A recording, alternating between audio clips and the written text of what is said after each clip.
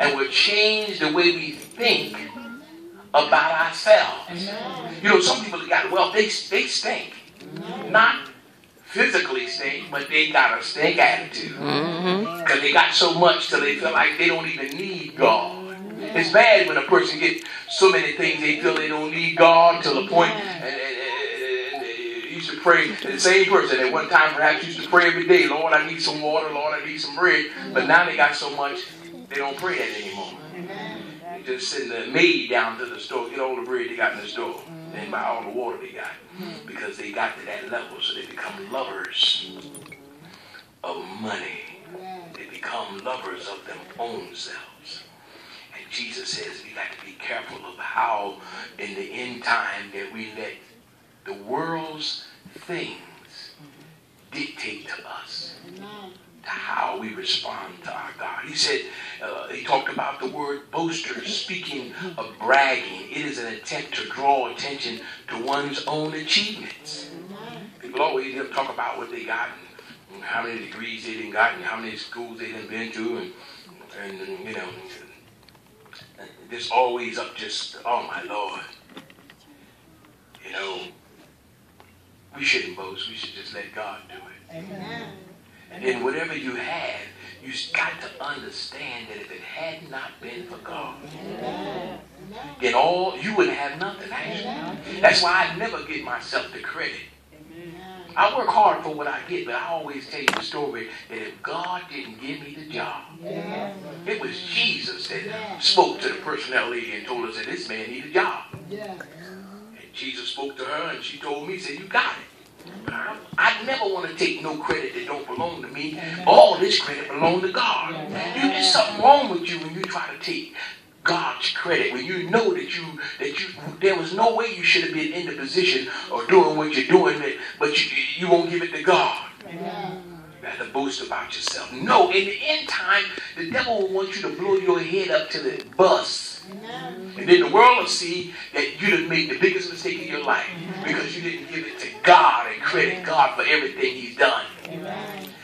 It's sad now in today's world, people are, let me move on. The term proud, speaking of those who portray themselves as superior to other people.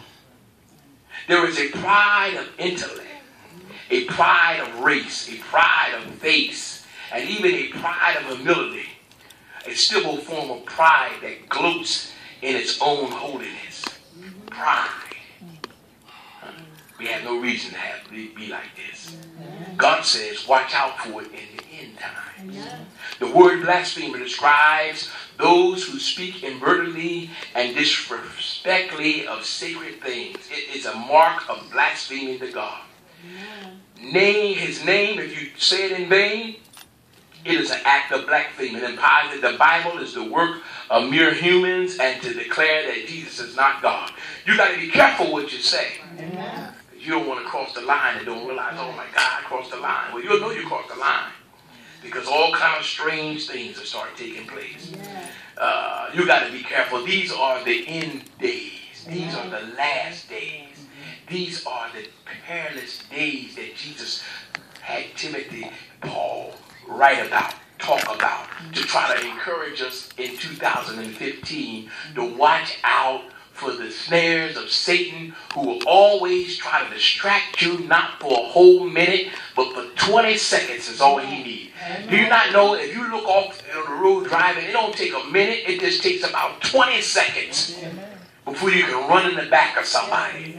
Just a 20-second distraction is all that needs to happen to cause something. And the devil don't want a whole minute. He just wants 20 seconds of your time that he can distract you in the end time to try to get you off the right road that you're traveling on. Do you not know you're traveling on a great road? Amen. Heaven is on this trail, this road that you're on. Heaven is sitting on this road. And I don't know whether you know it or not, but the devil mad because you ain't given up yet. Amen. Amen. He had a bet out on you. He had a bet out on you that said he'd give you 5 years. Some of you he gave 10. And then some of you he gave 20. And then some of you he said to the Lord, if you just let me give him arthritis. Yeah. And then some of you said, Lord, he said, Lord, if you just let me hit them in the back. guarantee you that pain will make him stop serving.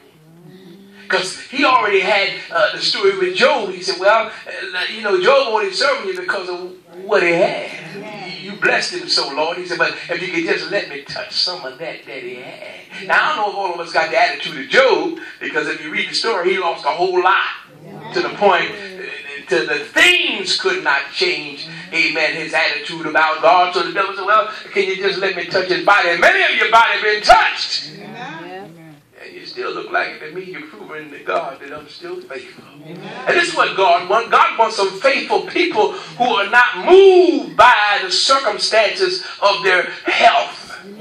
There's a whole lot of church folk. I see a whole lot of church folk holding on the rail. I was holding on the rail. And a whole lot of people trying to make it. Know why? Because the devil thinks that was going to stop you. He done tried to mess with your kids. He messed with your husband. He messed with your job. He messed with your wife. He messed with your cousins. He done tried a lot of things. So he figured, well, I guess let me just get that body. If I get that body broke down, had her feet swollen up. But you got to have a made-up mind in the end time. Devil, you can bring whatever you want to bring. I am not turning my back on the only one that I know that can help me. Can you go to heaven with one arm? Can you go to heaven with one eye? Can you go there with one kidney? Can you go there with a half a nostril? That means half a nostril. Can you do it? Yeah. So it don't matter what he do to the body. Because when I get...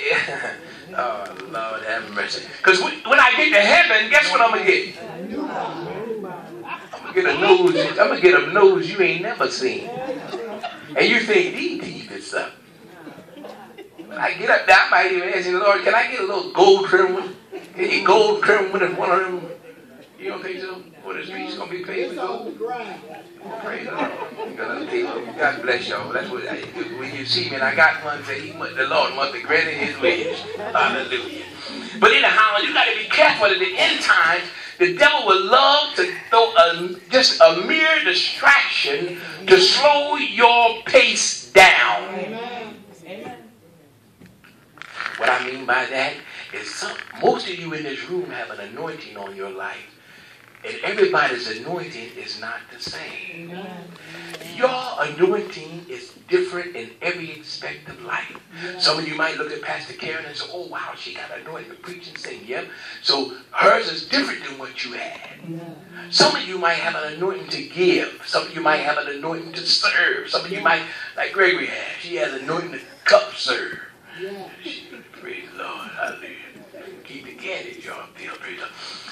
Everybody has a different anointing. Amen. You got to know what your anointing is. Amen. And cover it. Amen. Because the devil will come to try to take the joy out of your anointing. Amen. And guess who he will use people to try to get next to you to take your anointing. Amen. Like Betty, she has a church cleaning anointing. And I guarantee you, if she stood up and tell you, yeah, Bishop, somebody already told me, I don't know why you out there cleaning the church like that. You know why? Because they want to steal her anointing. But she has an anointing to do what she do. And you got to know what your anointing is. And you got to get your gift stirred up. Because too long, do you not? Jesus is coming soon. So we don't really got time to sit down and say, well, I'm going to wait for 5 more years before I decide to stir up my gift. No, baby. You better get your gift stirred up now. Because if you mess around and don't get it stirred up, somebody else going to come in the door and going to do what God told you to do. Then you're going to sit there and say, well, he told me to do that. How they doing that? Because you sat on the gift. Amen. And the devil was talking to you, telling you, oh, don't do that. You know they ain't going to let you do that. Mm-hmm. And the devil is a liar. There's enough room in this room for everybody in this room to do something different. Amen. Is that right? Amen. But in the end times, he want to take your joy. He want to sap your anointing. He want to make you come and sit in service as if you were sucking on a lemon all the way to church. Yeah. Amen. So when you get here and you got the lemon face, devil, no, I'm not going to let you steal my joy. Yeah. And once he try to attack your anointing, you got to cover your eye. I said on Sunday, you got to cover your eye. Your eye is a place that must be covered at all times.